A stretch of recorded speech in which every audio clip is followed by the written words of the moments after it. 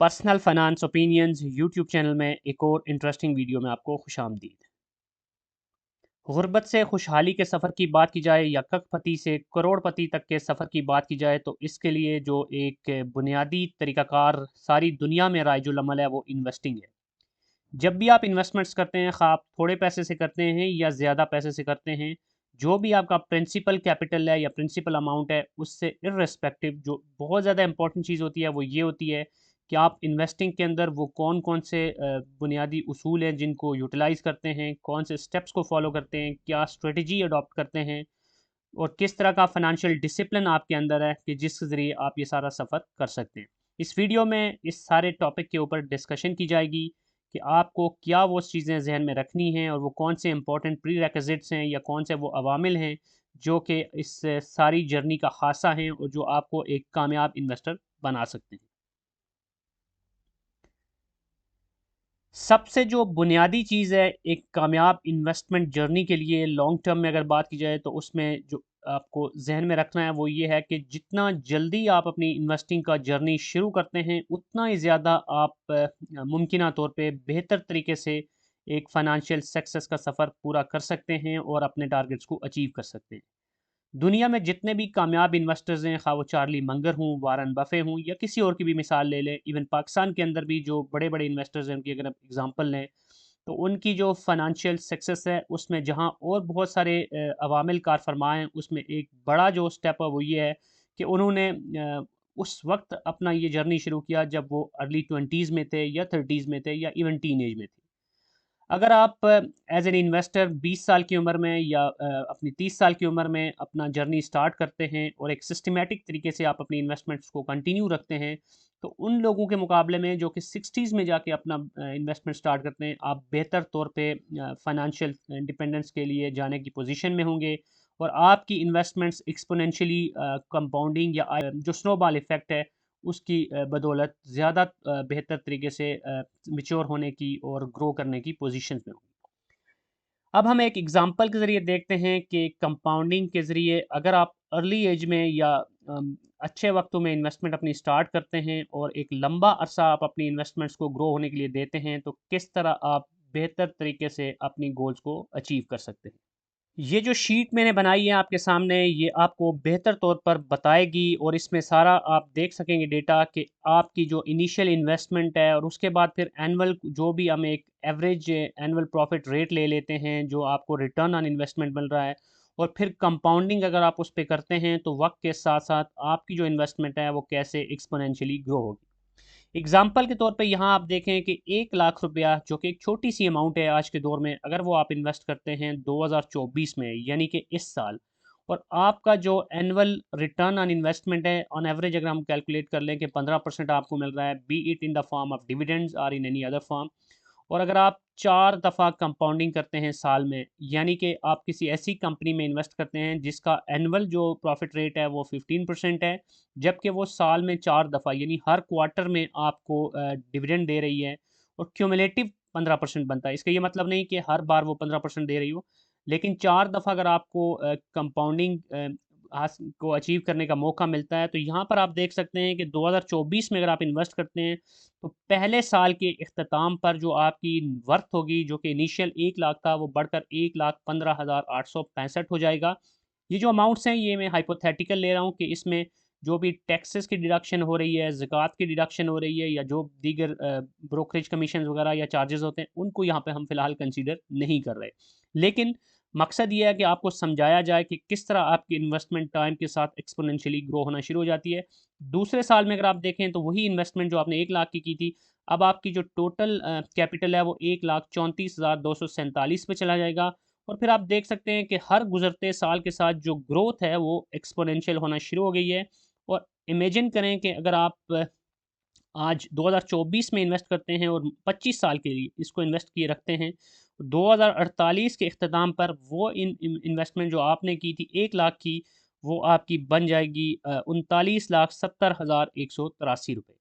ये एक एग्जांपल है उस सिनेरियो की कि जिसमें आपको 15% एनुअल रिटर्न मिल रहा है। अब हम अगर एग्जांपल के अंदर चेंज करते हैं कि आप कोई ऐसी इन्वेस्टमेंट करते हैं जिसमें आपको 20% एनुअल रिटर्न मिल रहा है, तो यहाँ आप देख सकते हैं कि उस सूरत में पहले साल में ही आपकी जो इन्वेस्टमेंट है, उस इनिशियल 100,000 यानी 1 लाख थी, वो साल के इख्तिताम पे 1,21,000 हो जाएगा। जबकि 25 साल का होराइज़न अगर हम देखें लॉन्ग टर्म में, तो 2048 के एंड में यानी 25 साल कंप्लीट होने के बाद ये अमाउंट बन जाएगी 1,31,50,126। तो इससे आप अंदाज़ा लगा सकते हैं कितनी ज़्यादा सिग्निफिकेंट है आपकी कंपाउंडिंग और लॉन्ग टर्म इन्वेस्टमेंट। तो जितना जल्दी आप करते हैं, अब मैंने 2024 में डेटा इसलिए रखा है कि अब हाँ अज्यूम करते हैं कि इस वक्त अगर आपकी एज आप 20s में हैं या इवन 30s में हैं, तो एवरेज जो लाइफ एक्सपेक्टेंसी है पाकिस्तान में उसके हिसाब से अगर हम देखें तो भी आपको जहन में ये रखना चाहिए कि लेट सपोज कि 60 साल की उम्र तक आप जॉब करते हैं और उसमें से आपको जो भी सैलरी मिल रही है या जो भी आपकी इनकम आ रही है, वो आपके जो बेसिक रिक्वायरमेंट्स हैं, जो आपके किचन के एक्सपेंसेस हैं, वो आपके पूरे कर रही है। जबकि आप जो इन्वेस्टमेंट करते हैं, वो आप फिर लॉन्ग टर्म के लिए उसको रख सकते हैं। तो ये कंपाउंडिंग का फ़ायदा उन्हीं को होता है जो कि दोबारा उनको जितना भी प्रॉफ़िट मिल रहा होता है या जो भी उनको रिटर्न आ रहा होता है डिविडेंड्स की मद में या कोई भी इन्वेस्टमेंट है उससे, तो उसको री-इन्वेस्ट कर रहे हैं। तो यहाँ पर अगर आप इसको चेंज करें कि अगर आपको साल में एक दफ़ा कोई कंपनी 20% दे रही है, तो उस केस में आप देखें कि पहले साल में आपका 1,20,000 हो जाएगा क्योंकि 20% आपका वहाँ पे रिटर्न है। और इस केस के अंदर अगर आप देखें तो 2048 में ये 95,39,622 बनता है। तो इससे आपको पता चलता है कि जितना ज़्यादा फ्रीक्वेंसी होगी आपकी कंपाउंडिंग की, उतना ज़्यादा आप पोटेंशियली उसमें फ़ायदा उठा सकते हैं। क्योंकि क्वार्टरली बेसिस पे अगर आपको डिविडेंड मिल रहा है, उसी क्वार्टर में आप इन्वेस्ट करते हैं, वापस री-इन्वेस्ट कर देते हैं, तो अगले क्वार्टर में जो आपको डिविडेंड आएगा उसमें उसका वो पोर्शन भी ऐड ऑन हो जाएगा जो आपने पिछला डिविडेंड री-इन्वेस्ट किया था। इस ग्राफ में भी आप देख सकते हैं कि कैसे जो एक्चुअल बेनिफिट आपको नज़र आ रहा है इन कंपाउंडिंग का या री-इन्वेस्टिंग का या स्नोबॉल इफ़ेक्ट का, वो लॉन्ग टर्म में ही आ रहा है। इसीलिए हमेशा कहा जाता है कि इन्वेस्टर वही कामयाब होता है जो लॉन्ग टर्म पर्सपेक्टिव में बात करता है, जिसका होराइज़न लॉन्गर होता है। अब ये आपको पहले साल से लेके इवन आप 10-11 साल तक देखें तो जो आपकी ग्राफ के अंदर आपको ग्रोथ नज़र आ रही है वो उतनी ज़्यादा सब्सटेंशियल नहीं, लेकिन जूँ-जूँ फिर वक़्त गुज़रता जाता है आगे आप देखें कि ग्राफ कितना एक्स्पोनेंशियली ग्रो कर रहा है। और यही एक फ़ायदा होता है लॉन्ग टर्म इन्वेस्टमेंट में। अगर आप कंपाउंडिंग करते हैं तो फिर आपकी जो इन्वेस्टमेंट है वो वक़्त के साथ-साथ बहुत तेज़ी से फिर ऊपर जाना शुरू हो जाती है। हमेशा हम कहा करते हैं कि पैसा पैसे को खींचता है, और जब आप अपनी इन्वेस्टमेंट कर देते हैं तो फिर इस पोजीशन के बाद ये 10वें 11वें साल के बाद अगर आप देखें तो फिर आपकी जो ग्रोथ है वो इतनी एक्सपोनेंशियल हो जाती है कि फिर आपका जो ओरिजिनल या प्रिंसिपल अमाउंट जो आपने इन्वेस्ट की, उसके मुकाबले में जो आपका जो टोटल कैपिटल है वो सिग्निफिकेंटली ज़्यादा हो जाता है। तो इस शीट की बेसिस पे आप अंदाज़ा लगा सकते हैं कि एनुअल रिटर्न कित अगर आपको अच्छा मिल रहा है, और सबसे इम्पोर्टेंट एनुअल रिटर्न से भी कहीं ज़्यादा इम्पोर्टेंट ये है कि कितना लंबे अरसे के लिए आप इन्वेस्ट करते हैं, तो आप उसको बेहतरीन तरीके से फिर मटीरियलाइज़ कर सकते हैं और आपकी जो वर्थ है वो सिग्निफिकेंटली बढ़ सकती है। तो इसको मैंने 25 साल के होराइज़न पे रखा है, तो इस फ़ॉर्मूला को आप मज़ीद अगर एक्सटेंड करते जाएँ तो फिर ये आपको मज़ीद नज़र आएगा कि 26वें साल या उससे आगे जितने साल होंगे उसमें ये जो ग्रोथ है ये मज़ीद तेज़ी से आपको एक्स्पोनेंशियली बढ़ती हुई नज़र आएगी। तो इस शीट का लिंक भी मैं डिस्क्रिप्शन में डाल दूँगा जहाँ से आप इसको डाउनलोड करके यूटिलाइज़ कर सकते हैं। और अब जो दूसरा बड़ा इम्पोर्टेंट और डिसाइसिव फैक्टर है आपकी फ़ाइनेंशियल इंडिपेंडेंस के लिए या आपकी माशी खुशहाली के सफ़र में कामयाबी हासिल करने के लिए, वो ये है कि आपकी जो भी मंथली इनकम है, कैश इन हैंड है, उसमें से कितना परसेंट है जो कि आप इन्वेस्ट करते हैं। ये बड़ा इंपॉर्टेंट है कि आपके अंदर जितना ज़्यादा फाइनेंशियल डिसिप्लिन होगा, जितना ज़्यादा आप सेव एंड इन्वेस्ट करने के लिए अपने आप को एलिजिबल करेंगे और जितना बेहतर तरीके से आप अपने पर्सनल फाइनेंसेस को मैनेज करेंगे, उतना ही ज़्यादा आप पोटेंशियली लॉन्ग टर्म में अपनी जो वर्थ है उसको बढ़ा सकते हैं। मिसाल के तौर पर अगर आप एक ऐसे फाइनेंशियल सिचुएशन के अंदर रह रहे हैं जहाँ पर आप 2 लाख रुपया कमा रहे हैं, लेकिन 2 लाख में से आप कुछ भी बचाने की पोजीशन में नहीं है और महीने के आखिर में आपके पास कुछ भी नहीं बचता, तो उस सूरत में आप में और उस शख्स में जो कि महीने के 50,000 कमा रहा है लेकिन कुछ नहीं बचा रहा, कोई फ़र्क नहीं होगा। क्योंकि आप अपने लाइफ़स्टाइल के अंदर या अपनी लाइफ़स्टाइल इन्फ्लेशन जिसको बोलते हैं उसके अंदर उस सारे पैसे को खर्च कर रहे हैं, ज़ाया कर रहे हैं। इसके बरक्स वो शख्स जो कि सिर्फ़ 40,000 कमा रहा है एज़ एन एग्ज़ाम्पल, लेकिन उसमें से भी अगर वो 5,000 बचा रहा है, 2,000 बचा रहा है या कोई भी अमाउंट बचा रहा है और उसको फिर इन्वेस्ट कर रहा है, तो वो आपसे बेहतर होगा। तो इसके हवाले से जो बड़ा इंपॉर्टेंट रूल है वो 50-30-20 रूल होता है, जो कि एसेट एलोकेशन का रूल होता है। और इस रूल के मुताबिक जो आपकी कैश इन हैंड है, या जो आपका जो महीने की इनकम है आफ्टर टैक्स या आफ्टर जो भी उसमें से डिडक्शन होती हैं, तो उसका 20% आइडियली आपको सेव एंड इन्वेस्ट करना चाहिए। 50% आपको बेसिक जो आपकी नीड्स हैं उसके ऊपर लगाना चाहिए। 30% जो आपकी डिज़ायर्स या वांट्स हैं उसके ऊपर आप लगा सकते हैं। लेकिन मिनिमम 20% उसका आपको बचाकर आपको हर हाल में सेव एंड इन्वेस्ट करना चाहिए। तो इस रूल के हवाले से ऑलरेडी मैंने एक वीडियो भी बनाई है, जिसकी डिटेल्स आपको डिस्क्रिप्शन में उसका लिंक मौजूद है, उसमें आपको सारी डिटेल्स मिल जाएंगी। तो ये एक बेसिक प्रिंसिपल है जिसको आपको फॉलो करना चाहिए। जैसे अगर आपकी 2 लाख रुपया सैलरी है, तो आपको आइडियली उसमें से 40,000 रुपया सेव एंड इन्वेस्ट करना चाहिए। 1 लाख है तो उसमें से 20,000 रुपया आपको सेव एंड इन्वेस्ट करना चाहिए। ऑब्वियसली ये पर्सन टू पर्सन वेरी करता है, आपके सोर्सेज ऑफ इनकम कितने हैं, या आपकी जो लाइफस्टाइल है वो किस तरह का है, लाइफस्टाइल इन्फ्लेशन किस हद तक आपको मुतासर कर रही है, और आपकी जो डिज़ायर्स हैं और आपकी जो नीड्स हैं वो किस नेचर की हैं। तो ये सारे फैक्टर्स देखकर, लेकिन इंपॉर्टेंट ये है कि अगर आपके अंदर फाइनेंशियल डिसिप्लिन है तो फिर आप 20% ईजिली बचा सकते हैं। लेकिन अगर आपके अंदर फाइनेंशियल डिसिप्लिन नहीं है, तो आप 2 लाख तो क्या, आप 10 लाख भी कमा रहे हो तो शायद आप उसमें से कुछ भी सेव ना कर सकें। इसके बरक्स जो लोग फाइनेंशियल डिसिप्लिन के साथ चलते हैं और अपने पर्सनल फाइनेंस को बेहतर तौर पे मैनेज करते हैं, वो अगर 50,000 भी कमा रहे हैं, जो कि बहुत थोड़ा है आज के दौर में, तो उसमें से भी कुछ ना कुछ बचा के इन्वेस्ट कर रहे होते हैं। अब इसमें जो दूसरा इंपॉर्टेंट पॉइंट है वो गियर अप स्ट्रेटजी का है। जब हम ड्राइव कर रहे होते हैं, तो सिचुएशन के मुताबिक हम अपने गियर्स को शिफ्ट कर रहे होते हैं और अपनी स्पीड को बढ़ा रहे होते हैं। तो यही फार्मूला बहुत इंपॉर्टेंट है आपकी पर्सनल फाइनेंस एंड इन्वेस्टिंग की जर्नी के अंदर भी, कि जब आप जैसे जॉब स्टार्ट करते हैं, एज एन एग्जांपल आप फ्रेश ग्रेजुएट हैं और उसके बाद आप पहली जॉब करते हैं, तो पहली जॉब में अगर आपको 50,000 रुपया, 40,000 रुपया या कुछ इस तरह की आपको इनकम आती है, तो ऑब्वियसली उसमें से आपके पास कुशन बहुत थोड़ा होता है और बहुत कम अमाउंट है जो आप उसमें से सेव करके फिर उसको इन्वेस्ट कर सकते हैं। लेकिन गियर अप स्ट्रेटजी ये कहती है कि आने वाले वक्त में हर थोड़े अरसे के बाद आप अपनी वांट्स या डिज़ायर्स हैं उनको कम करते जाएँ, स्क्वीज़ करते जाएँ, अपनी नीड्स को भी कम करते जाएँ, और अपनी जो थर्ड सेगमेंट है यानी कि आपकी सेविंग एंड इन्वेस्टिंग है उसको बढ़ाते जाएँ। तो मिसाल के तौर पे पहले साल के अंदर चूँकि आपको अपनी बेसिक रिक्वायरमेंट्स काफ़ी सारी हैं वो पूरी हो चुकी हों, एग्ज़ाम्पल के तौर पे अगर आपको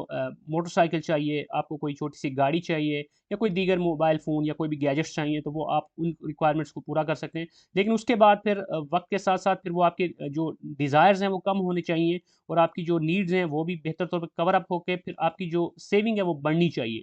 तो पहले साल में मिसाल के तौर पर अगर आप 20% नहीं भी बचा सकते, आप 5% बचा रहे हैं, 10% बचा रहे हैं, तो भी ज़रूरी है कि गियर अप हों। आप अगले साल में आप उसके बजाय 10% के बजाय 15% या 20% बचा रहे हों। तीसरे साल में आप कोशिश करें कि अब आपकी चूँकि स्टेबिलिटी ज़्यादा आ चुकी है, तो आपकी जो सेविंग है वो बढ़ती जानी चाहिए। तो जितना ज़्यादा आपका वक़्त गुज़रता जाए अपनी जॉब के अंदर, अपने बिज़नेस के अंदर, या जो भी आपका सोर्स ऑफ इनकम है, तो उसमें जो आपकी सेविंग का परसेंटेज है या सेविंग का जो पोर्शन है, सेविंग एंड इन्वेस्टिंग का, वो बढ़ते रहना चाहिए। तो ये बहुत इंपॉर्टेंट होता है। और एग्ज़ाम्पल के तौर पर वो शख्स जो कि 20 साल जिनका टोटल एक्सपीरियंस हो गया है, वो जो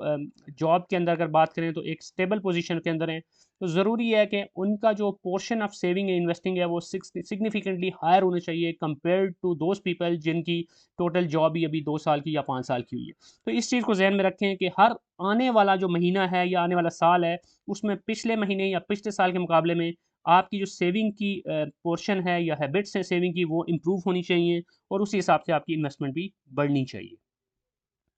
इसके बाद इस हवाले से जो तीसरा इंपॉर्टेंट पॉइंट है वो है रुपी कास्ट एवरेजिंग का, आरसीए का, जिसको वैसे तो डॉलर कास्ट एवरेजिंग बोलते हैं, लेकिन पाकिस्तानी करेंसी की पॉइंट ऑफ व्यू से आप इसको रुपी कास्ट एवरेजिंग बोलते हैं। इसको भी बड़ी डिटेल में एक और वीडियो में मैंने आप डिस्कस भी किया था, उसका लिंक भी आपको डिस्क्रिप्शन में मिल जाएगा, कि आपने जब भी इन्वेस्टिंग करनी है, आप स्टॉक्स में कर रहे हैं या किसी भी दीगर एसेट क्लास के अंदर, तो उसमें आपको एक सिस्टमैटिक इन्वेस्टमेंट प्लान के साथ चलना चाहिए, और रेगुलर और कंसिस्टेंट अप्रोच के साथ कुछ ना कुछ अमाउंट, एक फ़िक्स्ड अमाउंट स्पेसिफ़िक डिसाइड कर लें कि इतनी अमाउंट के मैंने वो एसेट्स ज़रूर लेने हैं हर महीने के अंदर या हर पर्टिकुलर पीरियड के अंदर, ताकि उसके अंदर जो भी वोलेटिलिटी का इम्पैक्ट है वो ज़ायल होता रहे, और आपका जो पोर्टफोलियो है उसकी जो क्यूमुलेटिव वर्थ है वो बढ़ती जाए। मिसाल के तौर पे एक छोटा-सा एग्ज़ाम्पल मैं देता हूँ कि आप अगर एग्रो फर्टिलाइज़र्स के शेयर आप लेते हैं, आप उनको कंसीडर करते हैं कि आपने उनको अपने पोर्टफोलियो में बढ़ाते जाना है। तो लेट्स सपोज़ कि आपने इनिशियली ₹50,000 के शेयर्स लिए, और अब आपकी जो मंथली सेविंग है इन्वेस्टमेंट पॉइंट ऑफ व्यू से वो बनती है 20,000 रुपये। Just for the hypothetical case हम ये ले लेते हैं। तो अब आपने करना ये है कि आपने फिक्स कर लेना है कि मैंने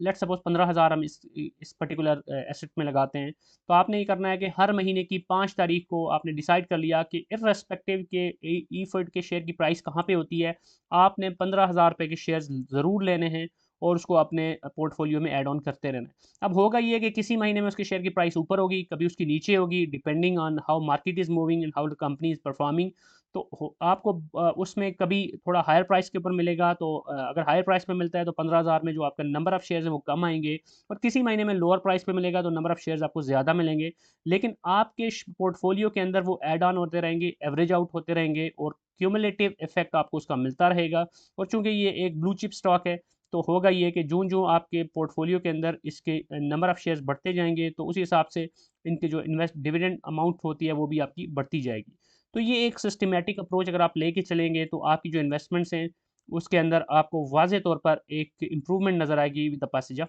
टाइम।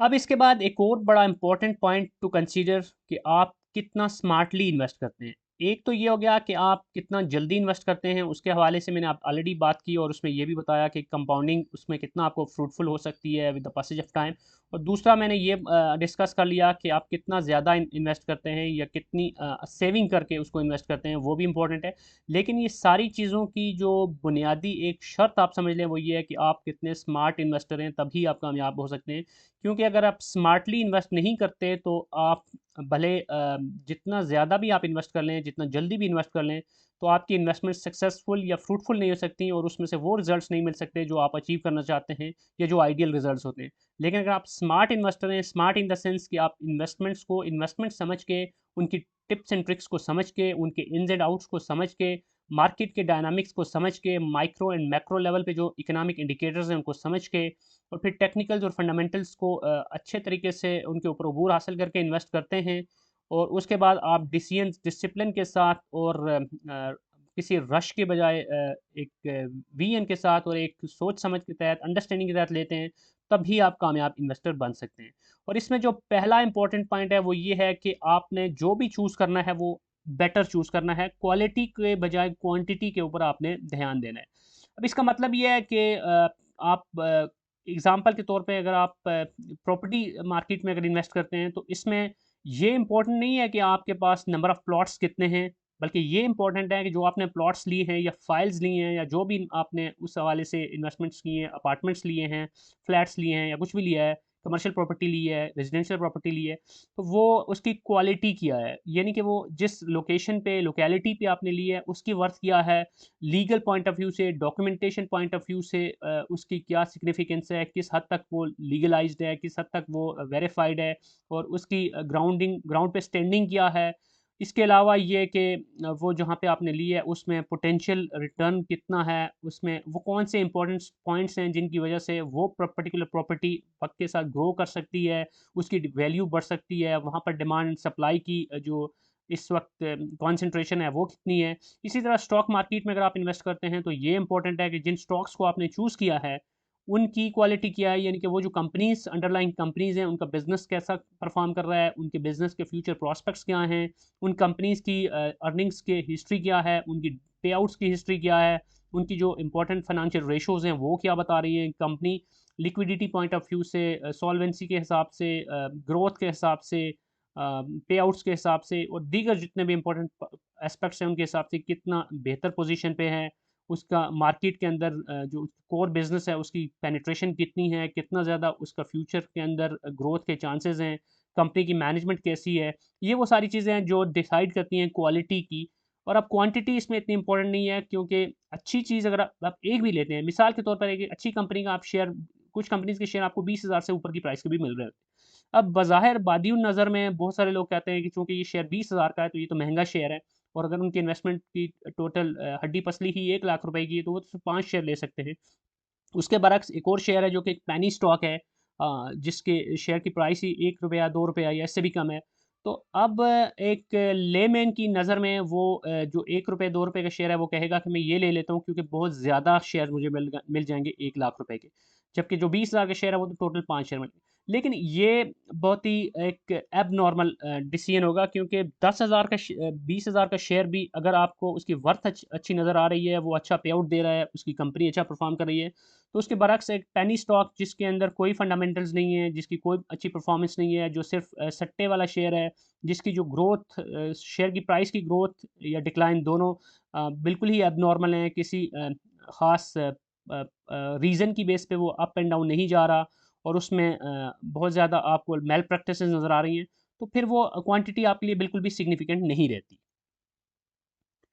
अब जो दूसरी इंपॉर्टेंट चीज़ है वो है ग्रीड और फियर के बीच में अपने आप को एक फाइनेंशियल डिसिप्लिन के साथ मेंटेन रखना, क्योंकि बहुत ऐसे मौके आते हैं जब आप ग्रीडी हो जाते हैं, और बहुत सारे ऐसे मौके होते हैं जब फियरफुल हो जाते हैं। जब आप ग्रीडी होते हैं तो आप चीज़ों को ख़रीदना शुरू कर देते हैं, और ग्रीड के अंदर बगैर किसी प्रॉपर रिसर्च के और बगैर किसी लॉजिक के अगर आप ख़रीदते हैं तो उसमें भी आपको लॉस हो सकता है। इसके बरक्स फियर में अगर आप चीज़ें बेचना शुरू कर देते हैं और मार्केट को सही तरीके से आप अंडरस्टैंड नहीं कर सकते और डिसीजन को आप टाइमली नहीं कर सकते, तो उस केस में भी आपके जो डिसीजन है वो आपके लिए नुकसानदेह हो सकते हैं। तो ये बड़ा ज़रूरी है कि आप ग्रीड और फियर के बीच में अपने आप को एक ऐसी पोजीशन पे रखें कि जहाँ पर आपके जो भी डिसीजंस हैं वो फैक्चुअल होने चाहिए और उसके अंदर रैशनल होनी चाहिए। ये नहीं है कि आप कभी लालच में आके आपने सिर्फ सुनी सुनाई पे कुछ ऐसी चीज़ ले ली जो कि जिसकी मार्केट ही नहीं है। जैसे आपने किसी ऐसी जगह पे प्लॉट ले लिया, सिर्फ मार्केटिंग की जो गिमिक्स होती हैं या टैक्टिक्स होती है मार्केटिंग कंपनीज़ की,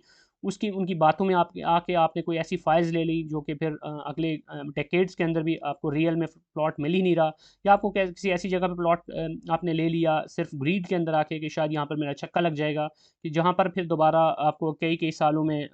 कोई ग्रोथ ही नज़र नहीं आ रही, और बल्कि आपको नुकसान ही हो रहा हो। इसी तरह आपने कुछ ऐसे शेयर्स ले लिए जहाँ पर किसी किस्म की आपको ग्रोथ नज़र ही नहीं आ रही, लेकिन सिर्फ आप लालच में आ गए थे। और इसके बरक्स फ़ियर की बात ये है कि आपने जस्ट कोई वक्ती तौर पे कोई इंसिडेंट हो गया मुल्की लेवल पे, इंटरनेशनल लेवल पे या किसी कंपनी लेवल पे, तो आपने डर के मारे कि ये कोई बहुत ज़्यादा बड़ा नुकसान ना हो जाए, आपने किसी अच्छे एसेट को उस टाइम पे बेच दिया जबकि उसका बेचना बनता नहीं था। और फिर उस फ़ियर की वजह से जब आप उसमें से निकल गए तो बाद में आपको पछतावा हो कि ये वो चीज़ है जिसके अंदर बहुत ज़्यादा पोटेंशियल था, ये ग्रो कर सकता था, लेकिन चूँकि आपने डर के मारे उसमें से एग्ज़िट ले लिया, तो अब आपका नुकसान हो गया। तो बहुत ज़रूरी है कि आपके जो डिसीजंस हों वो कभी भी ग्रीड या फ़ियर की बेसिस पे ना हों, बल्कि उसके बेस पीछे आपकी solid understanding of the market and solid understanding of the underlying business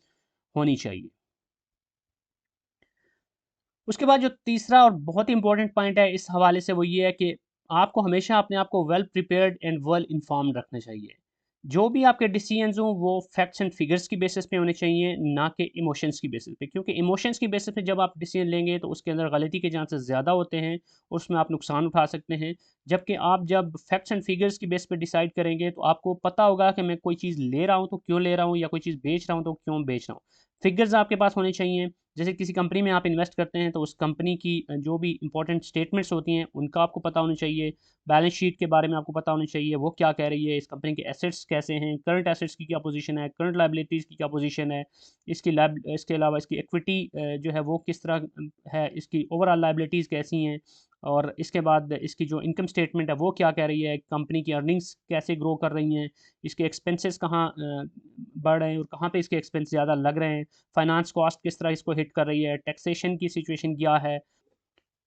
इसके अलावा आपको ये देखना चाहिए कि कंपनी की जो हिस्टोरिकल परफॉर्मेंस है वो कैसी है। तो ये सारी चीज़ें, फिर कैश फ्लो उसका कैसे जनरेट हो रहा है, कैश फ्लो कैसे मेंटेन हो रहा है, उसकी जो ऑपरेटिंग कैश है वो कैसा है, फाइनेंसिंग, इन्वेस्टिंग किस तरह की हो रही है। तो जब जितने भी इन्स एंड आउट्स हैं उसके हवाले से वेल इन्फॉर्म्ड हूँ, फिर ओवरऑल उस मार्केट के अंदर उस कंपनी, उस पर्टिकुलर सेक्टर के हवाले से आपको अपने आप को इन्फॉर्म्ड रखना चाहिए कि इस कंपनी का बिज़नेस किस तरह परफ़ॉर्म कर रहा है, कैसे परफ़ॉर्म कर सकता है। जो प्रोडक्ट्स या सर्विसेज़ ये कंपनी दे रही है, इसके कंपेटिटर्स क्या कर रहे हैं, इंटरनेशनल मार्केट में क्या सिचुएशन चल रही है, जो रॉ मटेरियल ये यूज़ कर रही है कंपनी, उसकी जो प्राइसिंग है वो कहाँ पे मूव कर रही है। ये कंपनी